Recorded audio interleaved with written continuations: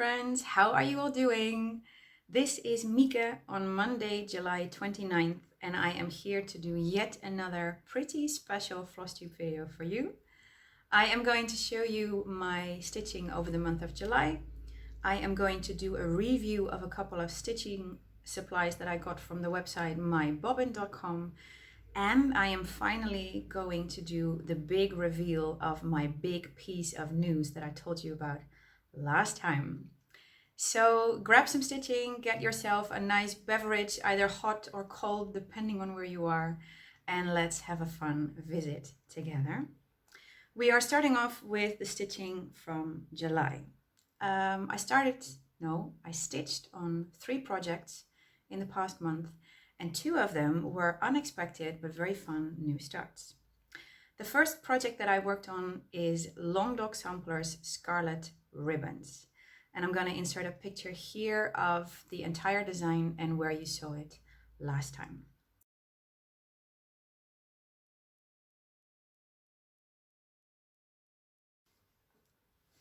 And here is Scarlet ribbons right now. This is the edge of page 1. So I am more than halfway done with page 1. Somewhere here is the page line on the horizontal. And this is stitched in that already infamous hank of silk from Silks for You, PR147, otherwise known as the thread that will not show up properly on camera, no matter how hard you try. But it is gorgeous either way. Beautiful teal going into darker blue. And yeah, I'm still very much in love with this. That was project number 1. Project number 2 was a new start. Hashtag Kismet in July, stitch along. Diana, Kismet Stitches, hosted a Kismet in July stitch along. And I thought that that was the perfect opportunity to start something on that beautiful 40 count Peacock Elegance fabric by Extra Design that I showed you last time. I had been looking through my stash, what would be nice on that fabric. It was just calling my name. I wanted to start something on it. And I found, what a surprise, another ink circles design. This is a duo pack, let's say. The 2 designs together are called Square Dance, and the top one is the one that I have started. This is Solitaire, and the bottom one is called Game Board, or Game, I should say. It is a game board, sort of chessboard. And I really liked the top one. It's a beautiful geometric design. It reminds me a little bit of Baroque, my other recent ink circle start. This has been in my stash for, I think, 2 years, maybe a bit more. Back in the day when I discovered Italian website, a web shop, casasenina.com, this is one of the first patterns that I purchased from them. And I have toyed with the color choices for this design. That Peacock Elegance fabric that I'm about to show you and that I also showed you last time is such a rich, deep color. And some colors, some thread colors just pop off it, and others, they sort of disappear into the fabric. So I am going to show you my new start in a couple of stages, let's say. Ominous this, right? I'm hiding it for now behind the cover sheet. This is that beautiful Peacock Elegance. Oh, look at that. The needle minders, I have to point them out, are from our beautiful Dutch stitchy friend Lydia. Lydia is Lovely Stitches 385 on Instagram. I hope I remembered that correctly, Lydia. I will definitely link you down below. Lydia started selling needle minders a while ago, and I could not resist buying this beautiful sparkly blue one when I saw it in a Flosstube video of hers, and she threw this nice little mandala one in as a gift. Linking her down below, as I said. Then the whole game of picking threads to go for this with this fabric. If you follow me on Instagram, you have seen me go through a couple of stages with this one. The first combination that I picked was 2 Glorianas. This is Purple Night Sky. It's showing up very saturated here, but okay. And the dark green bluish one is Deep Blue Sea. These are threads that I had originally picked for a Works by ABC design that I wanted to start. Back in the winter when we did that Help Me Choose My 2019 Starts video where I had that enormous box filled with Kitty Top projects, these 2 threads belonged to Works by ABC, but I laid them on this fabric and they just popped right up. The Purple Night Sky has survived the first few motifs, but the Deep Blue Sea has not. Judging by the name, you would think that it was a perfect thread for me, and it is Gloriana's, which is a brand that I love. But when I stitched it on the fabric, it was just not me, and I was missing the blues.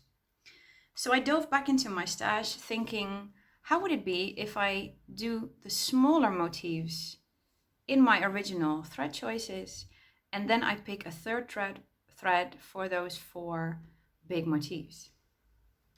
I dove into my stash and found Color & Cotton's Galactic. I used this thread back in the day for my Flosstube piece by Joke Trebbe de Nijs. Debbie, take a drink. I had 2 skeins left, so that would be plenty on 40 count. And this matched really lovely with the Purple Night Sky. So I started working on one of the bigger motifs with that. And then I looked at the 3 colors combined. Something still was not right. It was not yet enough, let's say, meekified. That was an impulse, forget about that. It was not yet meek enough. So I dove back into my stash and I found Threadworks Mediterranean Blue. I had never stitched with Threadworks before. I bought a skein of this during my first visit at the Handwerk Boutique back in December. And I paired this with the Galactic from Color & Cotton. That was a good combination. And then I laid it next to the Purple Night Sky from Gloriana's and I thought, here is my trio. So I took Deep Blue Sea out. I replaced it with the Threadworks. Threadworks, by the way, are a fun thread to stitch with. It is my first time and I'm having fun. And now I am in love. And here is what all that, fuss and changing plans brought me. That is my start.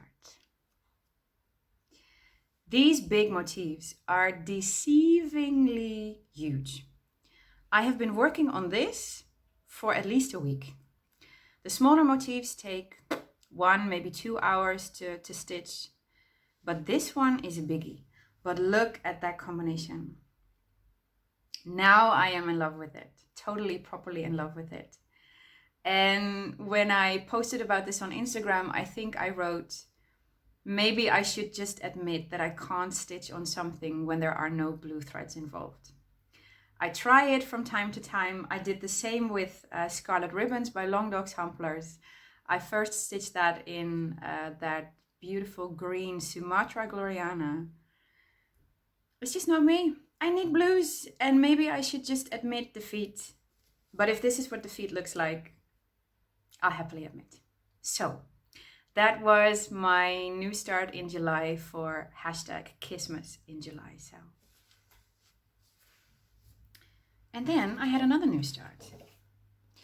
Another also very unplanned new start. And I started that to celebrate something huge in my life, which is gonna come up in the life updates in a bit.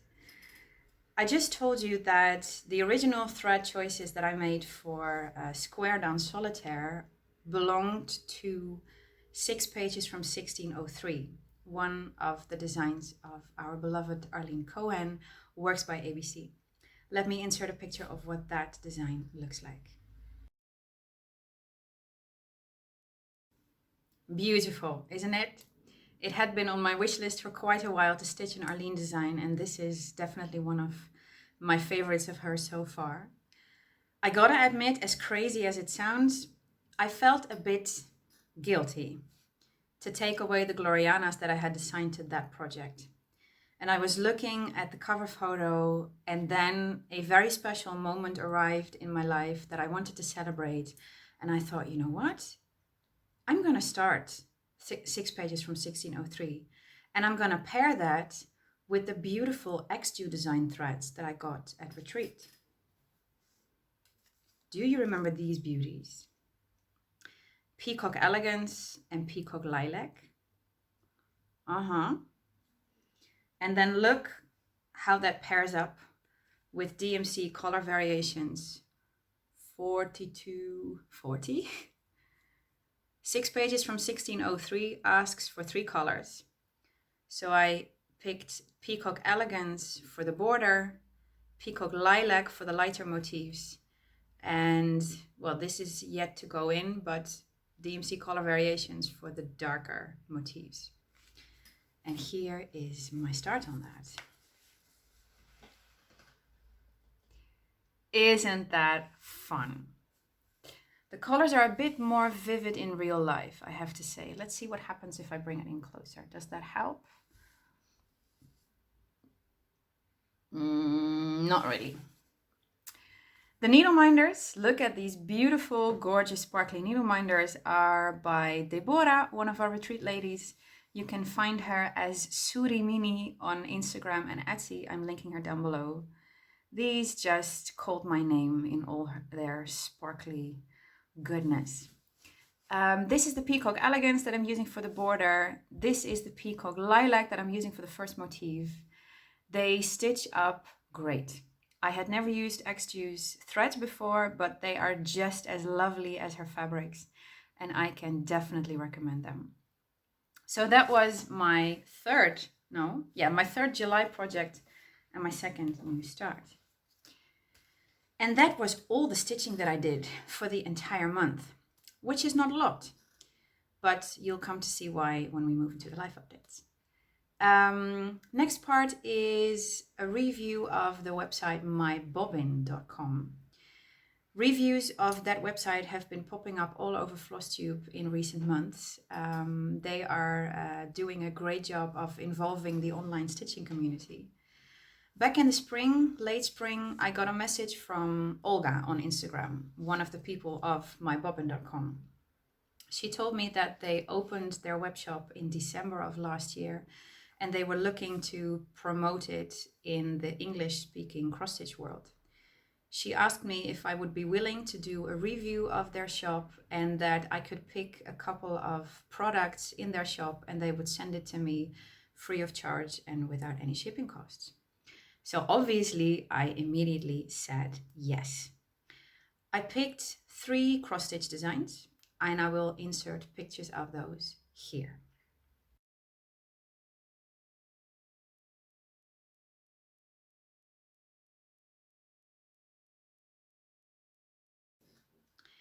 Doesn't that look great? I have the impression that Russian designers are getting more and more popular in the online stitching community that is non-Russian, which is great, I think. I mean, look at those colors, look at the shading, look how they use backstitch to, make a design as pretty as that. These designs are called, let me see, Feather, Blueberry Breakfast, and Tiny Ships. But now that I think of it, I will probably have put that as a subtitle to the pictures that you just saw. I also ordered a Riolis kit from them. I had never tried Riolis, had seen some beautiful whips and finishes of that on Flosstube on Instagram, so I was intrigued. And you will not be surprised at the project that I picked. This is Santorini. Santorini, for those of you who don't know, is a very famous Grecian island, and it is as blue as you see it here. Mediterranean blue, beautiful architecture. I saw this and I instantly thought, oh yeah, I want that kit. It is still in the plastic, so this is how it arrived. These are the threads. They are nicely wound on sort of bobbins. The kit comes with Ada, which I'll probably replace for an even weave, but the kit looks very good.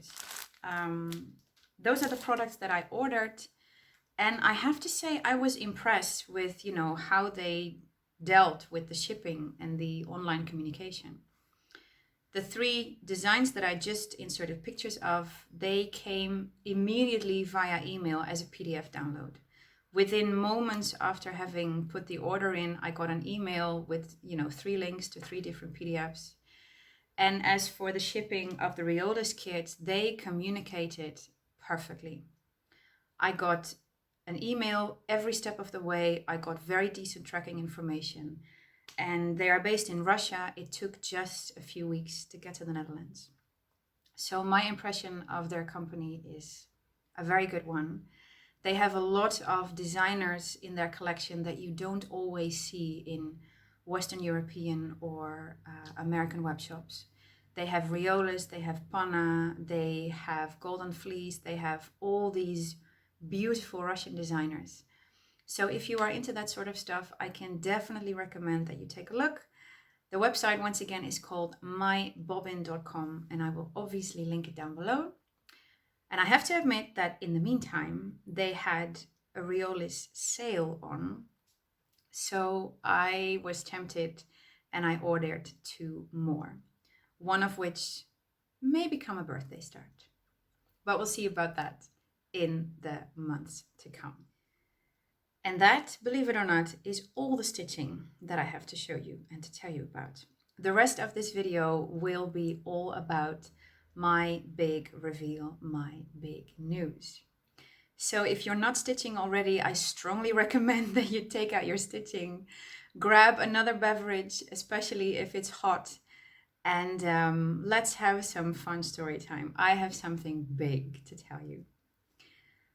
Last video, I told you that something absolutely incredible had happened in my life in the month of May. And in my previous video, I was already bursting at the seams to tell you all about it. But things were still, in developing stages. Not everything was yet safe and secure. So I decided to wait with that big reveal until my next video, which is now. And now, yes, I can definitely tell you what has been going on in my life in the past 2 months. But where am I going to start? I think I need to start back in December. Yes. In my December video, I was very much at the low point of my burnout. I told you that I was very, very ready to let go of 2018.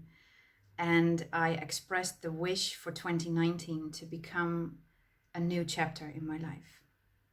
And I very much wanted that chapter to be on 3 levels.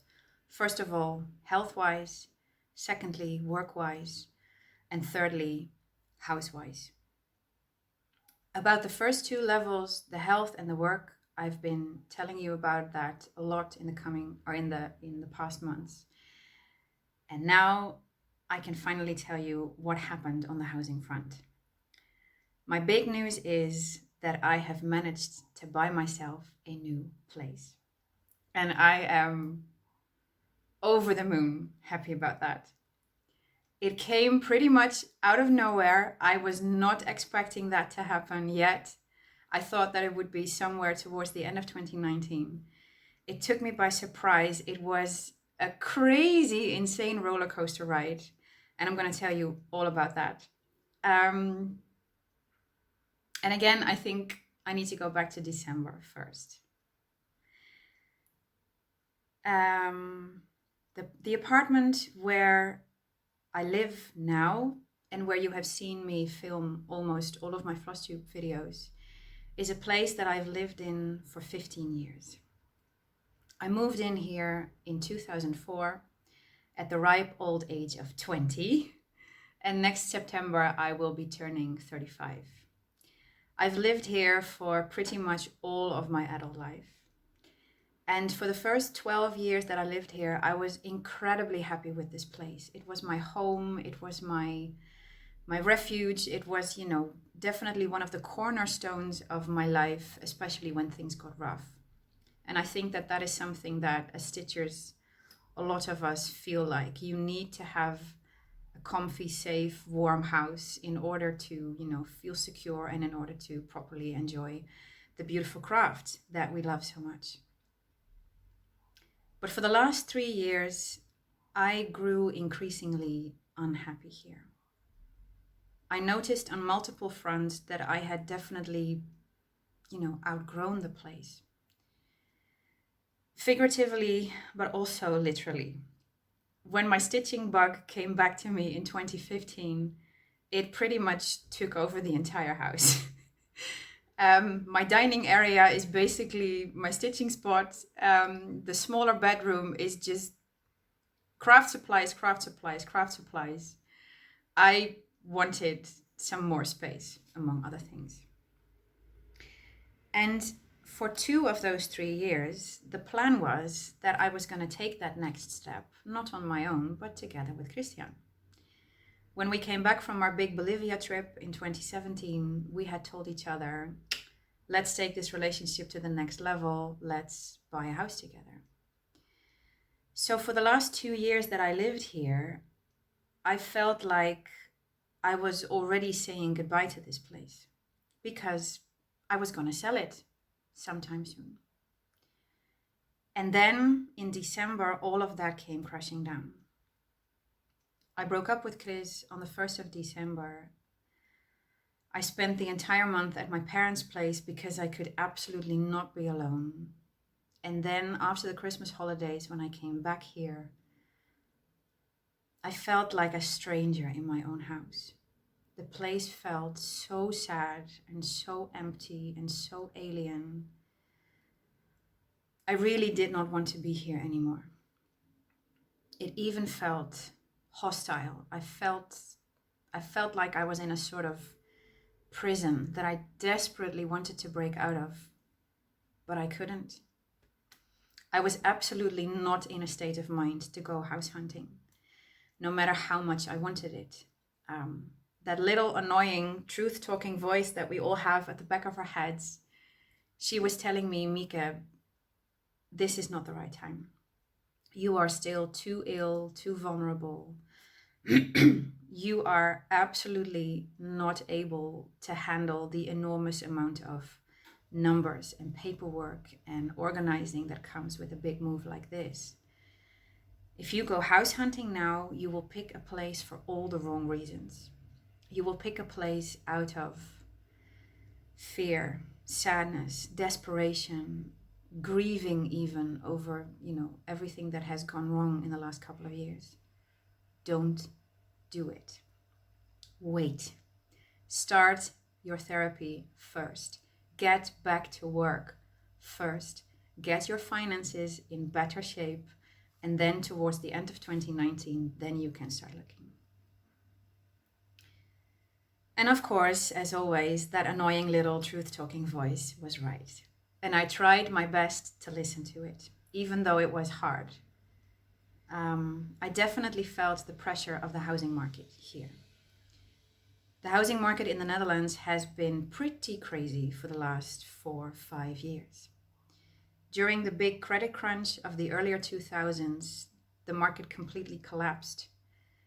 And in the last 5 years, things have been restoring themselves, but at a crazy rate. The interest rates are still very low, so it's a lot easier for people to buy houses than it was 10 years ago.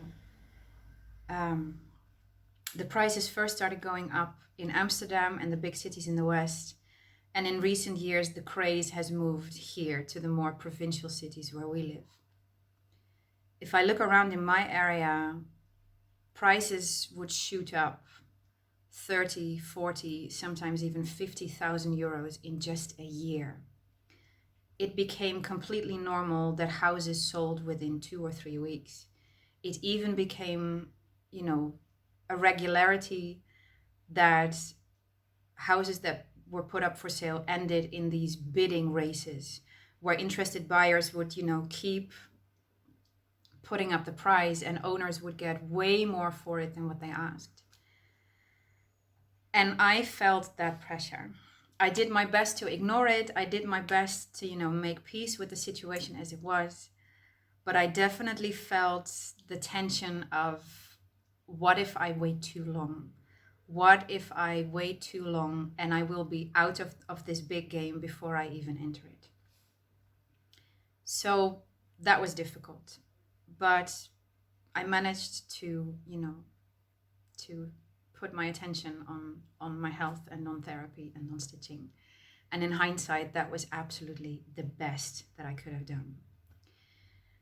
And then came the month of May. Early in May, 2 things happened within just a couple of days from each other. Call it providence, call it coincidence, call it whatever you want based on your worldviews. But 2 things happened shortly after each other that kicked off this whole insane, crazy roller coaster. The first thing was that I started doing that EMDR therapy that I told you about at length last time. EMDR has worked miracles for me since we started doing that. I told you last time that it feels like the prison bars in my mind are slowly sliding open. It feels like oxygen and light and fresh air are streaming into my head, and my clarity of mind is slowly coming back to me. I told you also that since we started doing this, I have seen myself do things and say things and act on impulses and gut feeling. It's been wow, it's been very, very, very cool. And that was definitely the case in this whole housing thing. The second thing that happened a few days later happened on Sunday, May 5th. I specifically remember the date because May 5th is Liberation Day in the Netherlands. What a good image. Liberation Day is our celebration of the end of World War II, and we celebrate living in freedom ever since. I was lying in bed that night. I was getting ready to go to sleep. And before I went to sleep, I was browsing a very fun, addictive website called Funda. I will not have to explain the concept of Funda to the Dutch stitchers among us, but for the internationals, let me explain. Funda is the biggest Dutch website about the housing market. It is an enormous online database where real estate offices throughout the whole country advertise the houses that they are selling. You can look at pictures, you can look at videos, you can look at descriptions, maps, you can schedule appointments to go visit a house. Funda is fun, lots of fun. And I had been keeping my eye on Funda every now and then for quite some time, because Funda is a really good way to, see how the prices are developing and to see how the availability of houses in your area is developing. So I had been keeping my eye on Funda every now and then. And that particular evening, I was scrolling through the website, and all of a sudden, this marvelous apartment appeared in my search results. It had been on sale for 3 months, which nowadays is quite long. The owners had originally asked a pretty ridiculously steep price for it, so I guess that's why it hadn't sold yet. They had decided to drop the price 15,000 euros, and now it had come within my search parameters, and all of a sudden, bam, there it was. And I remember the moment that I saw that first picture. It felt like some kind of lightning explosion of adrenaline just bolted through me. I sat right up in my bed. I was all of a sudden wide awake. I clicked through all the pictures. I watched the various videos that they had taken of the apartment, and I was like, oh, I need to see this place. I absolutely need to see this place. I have no idea if I can afford it. Maybe yes, maybe no, but I need to see this place. So first thing Monday morning, I called the real estate office and scheduled an appointment. And clearly, I was not the only one. They told me that all the visit slots for the week had already been filled and that my first opportunity to visit the place would be Monday a week later. No, okay. By then, I sort of already knew this is probably not going to happen. And sure enough, Friday afternoon rolled around. I got a call from the office and they told me, we're sorry, it has sold today and you cannot visit it anymore. I was bummed, definitely. I was disappointed, but I did take away from it one very important thing. I took away from it how great I had felt all week. The prospect of possibly visiting a house that I might possibly like to buy, just that tiny little thing, had given me such an energy boost. It had made me feel so good and so positive and so excited all week long. And that got me to thinking. You know what? Maybe the time has come now where I can at least start to explore my options. Maybe the time has come where I can, call the mortgage advisor and get an idea about my finances. So that I did. I called my mortgage advisor. No, that's not true. I sent him an email first and asked him if we could schedule an appointment. He then called me and we set a date for 2 weeks later.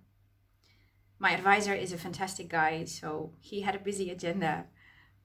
He is super smart. He knows his way around the system and he's just kind and fun. He's fantastic. So we scheduled a date for 2 weeks later. And in the meantime, I got a hunch, like I have often had since we started doing EMDR. The hunch that I got was, why don't I use these 2 weeks to familiarize myself again with the whole concept of house hunting? Because let's be honest, it had been 15 years since I last looked at houses with the idea of buying one. And yeah, a lot have changed in the meantime. I have changed, the economy is different, the housing market is definitely different. So why don't I pick a few random places to practice with the whole thing? How does a place make me feel? What do I like? What don't I like? How well maintained is it? Or is it in bad shape? What are the things that you need to ask? What are the things that you need to look for? How do you see through the sales pitch of the broker who accompanies you on the visit? All those things need to happen in the 30-40 minutes that you get to visit a house. And I was clearly, very rusty in that area. So I thought, let's do that. And I picked 4 places. 2 of them were houses, small, cozy houses with a nice garden, and 2 of them were big apartments. All 4 were very different places, which was good, but they all had one thing in common. I was positive that I would not want to live there. I did not want to fall in love with a house before I had met the mortgage advisor. I was just going there to practice. Or so I thought. You can probably guess already that that is not how it went down. The first 3 visits went exactly as I had imagined. I liked the house, I had fun, it was nice to look at it. All 4 places that I had selected definitely had things that ticked boxes on my wish list, so that was good. I wanted to have fun with it. But the first 3 did exactly what I thought. I had fun, I liked them, but I didn't see myself living there. And then came visit number 4. Visit number 4 was a big apartment in the city of Veenendaal. Veenendaal is one of the neighbor cities of Ede, the place where I currently live, and Veenendaal is my hometown. I was born there, raised there, lived there for the first 20 years of my life. My family still lives there, the majority of them at least. So Veenendaal is, the city of my family and the city of my childhood. Not that I had any concrete plans to move out of Ede, but I did, just want to look around the other cities as well. The apartment that I picked had just gone up on sale. It had been on the market for just 2 or 3 days when I called the real estate office to schedule an appointment. So I was one of the early birds. I was the second visitor, and they already told me that, a few more people would come after me. What I liked about the apartment was its interior. It was big, spacious, 3 bedrooms, which is what I wanted, but I had my troubles with the location. The apartment was situated on the top floor of a 7-story high apartment building, and this lady is afraid of heights. So, yeah, definitely not gonna happen. I am not good with heights. When I was vacationing with Sasha and the family in June, when we were close to Berlin, there was this moment when Sasha and her daughter Jana and I climbed up just a few stairs to get to one of the big slides. And when I was standing on the ground and looking up, I thought, I can do this. Halfway through the stairs, hell no, I need to turn around and I need to go back down. Whenever I fly, I need to have the aisle seat. I always specifically book the aisle seat. Please don't put me next to the window. I'll go crazy. I'll be dizzy all flight. So, me and heights, not good. So I felt, secure that I would like the place, but that I would not want to live there. Boy, was I wrong. The appointment was scheduled for Wednesday afternoon, 2 days before I would see my mortgage advisor. And because it is Veenendaal and my parents still live there, I had asked my mom to join me. She likes house hunting, and 2 pairs of eyes see more than one. So we went there together. We met the broker downstairs at the entrance to the building. We took the elevator up to the 7th floor, and then the weirdest thing happened. For the first 10-20 seconds, I did indeed feel dizzy, shaky, sweaty hand palms, all the usual symptoms when I get confronted with being in a high place. But then, as we walked over the corridor towards the front door, I somehow relaxed. I still don't know why, but somehow I relaxed. And then we entered the apartment, and you guys, it was fantastic. It had a huge, enormous balcony facing west, so you would get sunset and evening sun, which is my favorite type of daylight. There are no other tall buildings standing in front of that one, so you can see literally for miles. The whole city spreads out beneath you. The living room was nice and big and light, and I could immediately see a bright blue couch standing in front of that big window overlooking the city. The big master bedroom, I immediately saw a beautiful sort of teal-colored wand in, a color similar to that PR 147 Hank from Silks for You. I could see one of the walls being that color and then putting a bright white bed in front of it. And then there were 2 smaller bedrooms, one of which I immediately saw as a walk-in closet / guest room, which is something that I've always wanted and never really had. And then the 3rd bedroom, craft room. Absolutely craft room. You guys, I fell so hard for that place. And it blew my mind. I had not expected that, and it was definitely not the plan. My mom saw what happened. She's my mom. She knows me better than anyone. So she was looking at me from the sidelines as we were going from room to room, and I could see her looking at me with that evil little smile on her face. She saw that I was falling for the place. We came back down after the visit. We said goodbye to the broker. We walked back to our cars. And my mom looked at me. You like it, don't you? Yeah, yeah, I do, but this was not the plan. This was not supposed to happen. I completely short-circuited. I had utter total brain freeze. I just could not think. I literally could not think. And my mom started laughing at me in a fun, sweet way. And she said to me, "Well, do you want it?"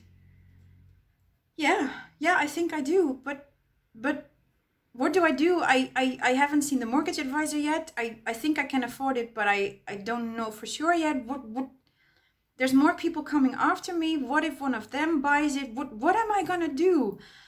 I was completely panicking. I was so stressed out that I almost started crying right there on the spot. And then I said to my mom, "You know what? I need to go back home first. I need to find a way to clear my head because I can't think right now." So I drove home. I took a nice, long, hot shower. That did not help. I went into the living room. I sat down. I was looking out the windows and the trees in front of me. And I still couldn't think. So I called my mom and I asked her, "What do you think? Is this a good place for me?" She said, "Yes, absolutely. This has so many things that you like. And if indeed you are comfortable with the height somehow, then yes, I think it is a good place." And then I got another hunch. And I said to her, "Why don't I call the real estate office and I put a tentative offer in? I want to let them know that I'm interested, but I can't make an offer for real until Friday." "Yeah," she said, "that's a good idea." So I called the real estate office, put a tentative offer in, and promised that I would, keep them updated on Friday. Friday rolled around, the mortgage advisor came here, and when I showed him the apartment and told him that I had sort of very madly fallen in love with it, he also laughed at me. And he said, "Are you sure?" I said, "Yes, this just feels like the place." "Can I afford it?" He said, "Yes, absolutely. You can easily get a mortgage on that. So if you are really 100% sure, call the office and put your offer in." So there I went. For the first time in my life, I called the real estate office and put an official offer in to buy a house. I felt like such an adult. I had no idea what I was doing, but I felt like such an adult. You know what I mean? So I put my offer in and I made it 2,000 euros below what the owners were asking. I did that because I wanted to show them that I was seriously interested. But at the same time, I also wanted to keep a little bit of room for negotiations. The broker thanked me, told me that he would call the owners and discuss it with them, and that he was going to get back to me either that same evening or the next morning. I was glued to the phone that entire evening, but the phone did not ring. 7 a.m., I was getting pretty nervous. 8 a.m., I had half a panic attack. And by 9 a.m., when the office closed, I was like, "Oh, I've done it all wrong. Oh, what have I done? I should just have gone to the price that they were asking. You'll probably see that somebody else has called them and put in an offer that's higher than mine. Or God knows, maybe they have so much, visitors for the place that they are going to put everybody on a pile and turn this into one of those ugly bidding wars." I was driving myself up the wall. Needless to say, I did not get a lot of sleep that night. The next morning, I got up feeling all groggy and zombie-like. My head was pounding. I was just eating myself up with nerves. I was still in my pajamas. I had just poured my first coffee of the day, and the phone rang. It was the broker. All right, here we go. Sweaty hand palms, heart racing out of my chest. And initially, he started telling me exactly the thing that I have been afraid of. The owners were doubting whether they should take my offer because it was lower than what they were asking. There were more visitors scheduled for the next week, and the place had only been up for sale for just a week, so maybe they should wait to give somebody else a try. And while he was talking, I was like, no, just please stop talking and let me amend my offer. I will throw those 2,000 euros at you. Please just don't reject me. And please, for the love of God, don't put me on a waiting list. It's going to kill my nerves. And then he turned around 180 degrees, which I later realized was a very clever sales trick. He continued by telling me, they are my customer and I understand them. But I also told them, hey, listen, this lady means business. She is a serious candidate for you. She has already talked to her mortgage advisor. She knows that she can buy the place. She was kind and decent enough to call us last Wednesday to tell us that she was interested. It's just 2,000 euros. Why don't you take this quick deal and you meet each other halfway? You go down 1,000, she goes up 1,000, and we transfer ownership midway through September, just like you, the owners, want. And Mika, I got them to agree with that. What do you think?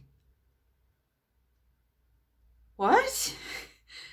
There's a deal on the table? Really? Okay. My brain froze again for a second. After his initial words, I had, prepared myself for rejection. And now all of a sudden there was a deal on the table that I was more than willing to pay. So, to gain myself a couple of seconds of time, I repeated his offer after him. I said, so if I understand you correctly, the deal is this and this amount of money, and we transfer ownership halfway through September. He said, yes. I said, done deal. And then he said, congratulations, the place is yours. I have to run to an appointment now, but I'm going to call you on Monday to get everything ready for the paperwork. Congratulations, the place is yours. And then he hung up the phone. And I was sitting there like turned into stone. I could not believe what had just happened. Did I just buy a house? Did I just make a 3-year-long wish come true? Is this really happening? Can somebody please pinch me? And then I jumped off the couch and I started screaming and dancing all over the living room. I immediately called my parents to tell them the good news, and they were shouting at the other end of the phone line. I informed a couple of good friends of mine. Everybody was so happy. I bought myself a new place. It was absolutely crazy. And it took a good few days, for that to sink in, for me to really believe that it was really happening. And if you think that this went fast, wait till I tell you how quick the sale of this place went. My apartment has been on the market for less than 2 business days. After the moment of that telephone call, we quickly came together at the broker's office to sign all the paperwork. And then my mom, my brother, and me spent a week to give this place a nice, fresh paint job. That was something that we were going to do either way, because if I would continue to live here for a while longer, then it was good for me. But now we were going to do it, for the sale. The week after that, I did a massive clean out of the house. I collected all my DVDs, most of my books, the majority of my whips and my stitching supplies. I put it all in boxes and I storaged it in the garage of my parents. So the place, was a lot more empty and it made it look a lot bigger than it is. Then I went on holiday with Sasha and the family for a week. And when I came back, we had the official pictures taken. We had the brochure written and everything was good to go. And by Friday morning, June 29th, at 9 a.m. sharp, the place was uploaded to Funda, to that big online database. Friday afternoon, the first 2 visitors had already called to schedule an appointment. Both of them came to visit the place on Monday morning, and by Monday afternoon, the second visitor called, he put an offer in, we made 1 counter offer, he accepted, and it was sold. Again, utter short circuit here. This had gone even quicker, and I didn't think that it could. So again, I called my parents. They were super happy. I informed my friends. They were super happy. And then I called my mortgage advisor to tell him the good news. And he said something to me that I think I'm going to remember for a long time to come. He told me, Mieke, do you realize that all of this has happened in just 6 weeks' time? And I was like, damn, you're right. He said to me, you sent me that email asking for an appointment on May 16. Today is July 1st. In a matter of 6 weeks, you have started house hunting, you have bought a house, we have arranged a mortgage, you have painted your current place, you have put it on sale, and you sold it. I was like, what? You're right. And how much does this say about my mental recovery? I have done this. So much paperwork has gone through my hands in these last weeks, and I've managed to handle all of that. At this very moment, so much budgeting and planning and scheduling and organizing is going on, to get everything ready for the big move. And I can handle this again. I can do these things again. How much does that say about, where I am in my recovery? So I am very, very, very happy on very many levels. And I had to tell you all of this because it has made me an incredibly happy woman. So that was my big news. And it has meant quite a bit for my stitching, not in a good way. I have not been stitching a lot, as you could tell by, just 3 whips and that's that. And for the months to come, I suspect that there will be even, less time for stitching, but that is okay. I haven't been watching a lot of Flosstube either. So if you normally always see me commenting on your videos and now all of a sudden I haven't done that, this is why. And it also means that I have said no to a couple of very nice stitching things. I have first of all decided that I'm not going to join in the event surrounding Pam and Steph coming to the Netherlands later this year. As much as I would like, I'm not committing myself to that now. And the same thing happened with the round robin that a couple of retreat stitchers are starting these weeks. I would have loved to join in on the fun. Annerique had made a fantastic plan and a fantastic idea, but I have dropped out of it because, I can't commit to that now. I just told you like half an hour ago that I might consider a birthday start. I don't know if that's going to happen. I'm getting the keys to my new place on September 20th, which is 2 days before my birthday. That is absolute splendid timing. So I guess for the next few months, not a lot of stitching is going to happen. And I also think that this will be the last Flosstube video that you'll get to see in this location, even though you've never really seen more than the books behind me, but still. This is going to be the last time I film a Flosstube here, and it is most probably going to be the last one until at least the end of October, which is a long time, but I'm not making any promises. I am going to move out of this place in the last weekend of August. My furniture will go into storage and I'm going to spend a few weeks at my parents' place in September. Then on September 20th, I'm getting the keys to my new place. And I estimate right now that we will need 3 to 4 weeks to get everything, painted, done, new floor, etc. So I hope to move in somewhere in the second half of October. And then when everything is unpacked and done and I have survived the big move, then I will get back on here as soon as possible and tell you all about how it went. So that is my plan for the coming 3 months. If you're still with me at this point, thank you so much for spending all this time with me, even though most of this video has not been about stitching at all. But thank you for letting me, share this, and thank you for being here with me virtually. I hope that you will have a wonderful second half of your summer or winter, depending on where you are. Thank you as always for your love and support and the encouraging words and sweet messages. They continue to do me a lot of good.